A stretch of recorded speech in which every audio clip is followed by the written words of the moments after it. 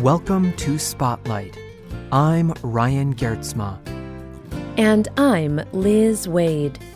Spotlight uses a special English method of broadcasting.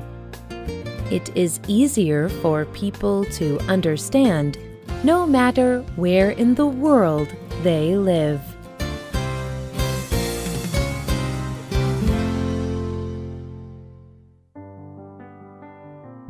Tong was a 9-year-old boy.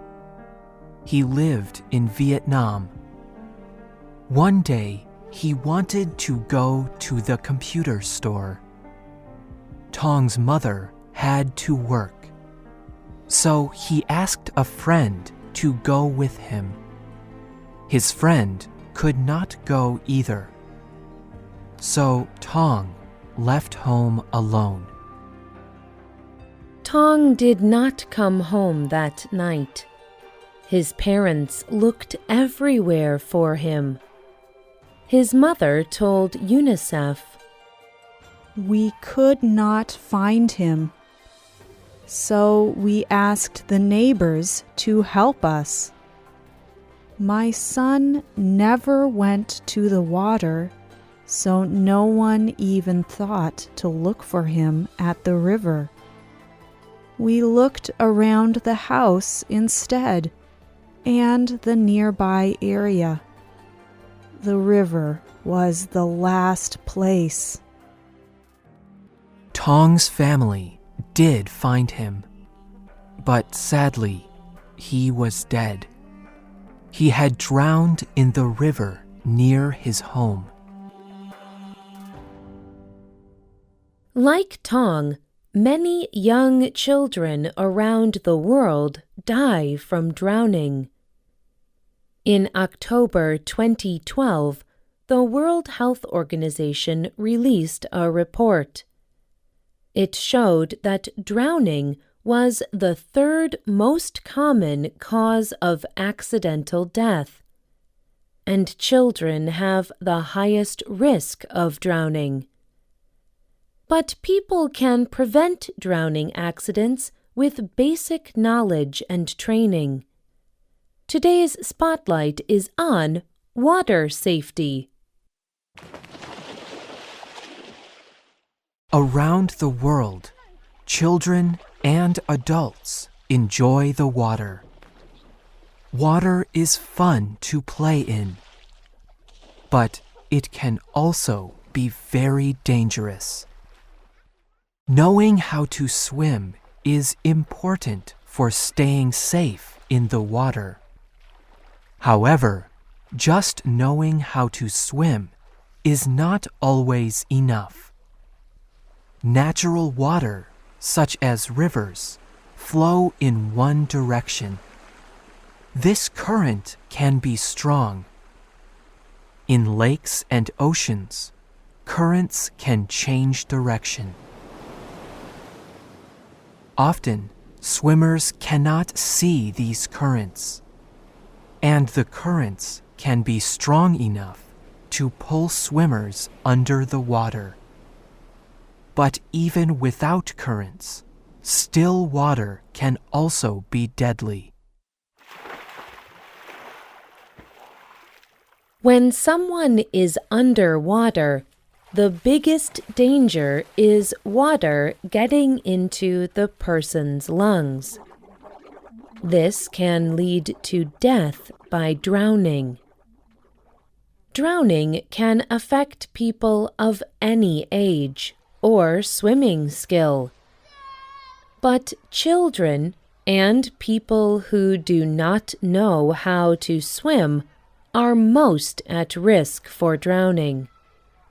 So, knowing the signs of drowning can save a person's life.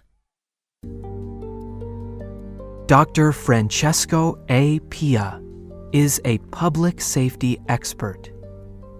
In his work, he studies the actions of people who are drowning. He says a major problem is that most people do not recognize the signs of drowning. In television shows and films, people who are drowning usually shout for help. They also struggle a lot in the water. Many people think this is what drowning looks like. But Pia says these people are not drowning. They are in aquatic distress. They know they are in trouble, and they are still mentally and physically able to shout and reach for help. Pia told Slate magazine, "Except in rare situations, drowning people are not physically able to call out for help.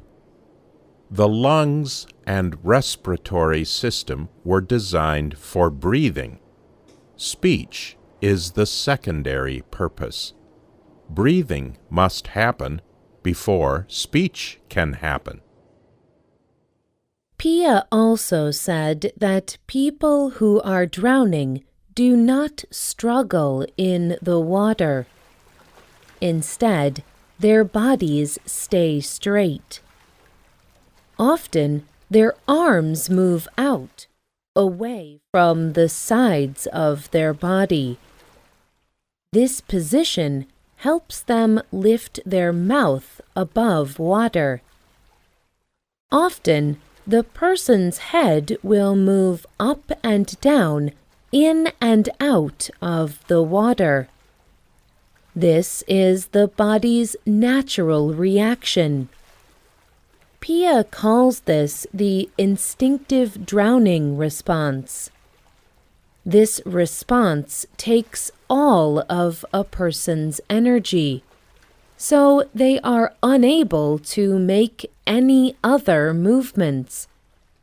And people can only do this for 20 to 60 seconds. Knowing the signs of drowning is important. Regis Seng learned these signs in a water safety class he attended. And it was good that he did. One day, Seng was at a party. There were adults watching children play in a human-made swimming pool. Seng noticed an 8-year-old boy experiencing instinctive drowning response. He described the event to the Christian Science Monitor news organization. When people saw the child, they thought he was playing. They thought he was acting like he was drowning. Even the 2 people caring for him thought that. Then we looked at him and thought, why is he not moving? He is just floating. It was very frightening. Thankfully, Seng had also learned how to rescue victims of drowning. He had studied water safety with David Hunt. Hunt is a rescue expert and swim teacher. He works at a swimming pool in Phnom Penh, Cambodia. When Hunt began working at this pool, he noticed the lifeguards were not well trained. These adults were paid to watch the people swimming and to prevent emergencies. But Hunt soon discovered none of the lifeguards had rescue or life-saving training. Hunt discovered that this was not just a problem at his pool.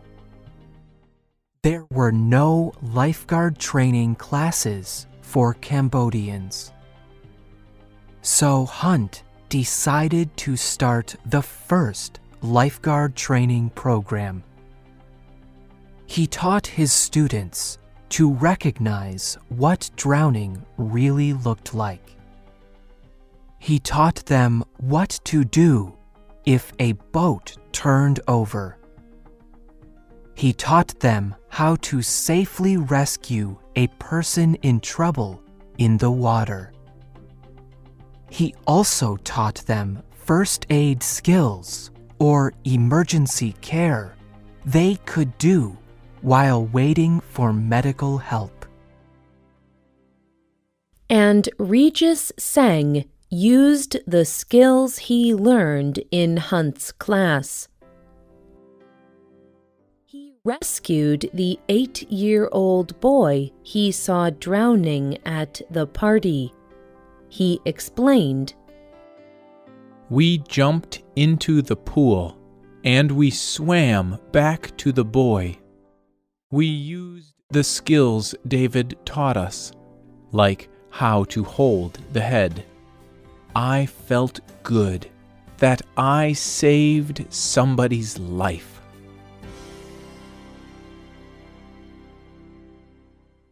Seng's knowledge and expert training saved a life.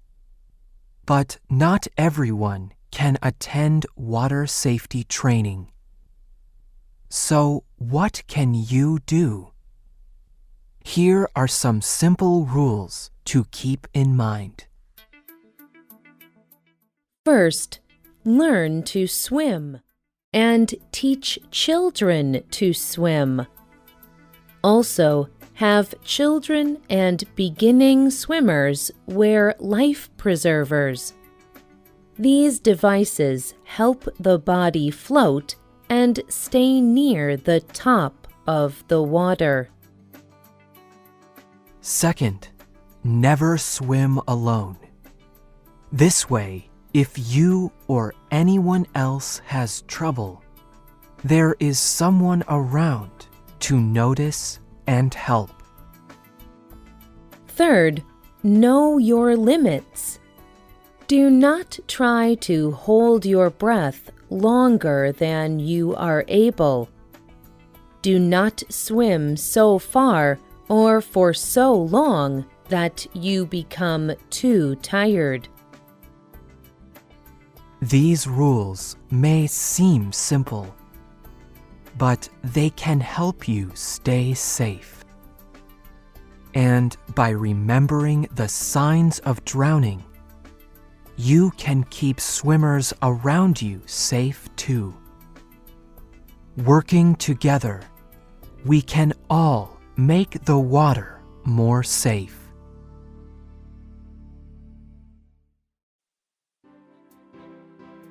The writer of this program was Courtney Scott.